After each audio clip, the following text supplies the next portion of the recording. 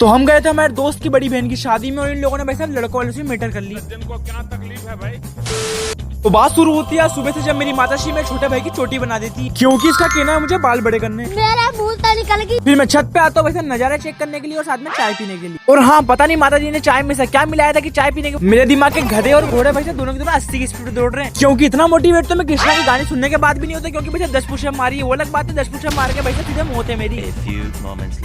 फिर शाम को हम लोग तैयार हो जाते हैं भाई साहब शादी में जाने के लिए। वैसे हमें पिकअप करने आता है यहाँ पे प्रज्वल। वहाँ जैसे ही उतरा तो भाई साहब लोग भाग के रहते, कितना हैंडसम लड़का है। कौन कह रहा माखी?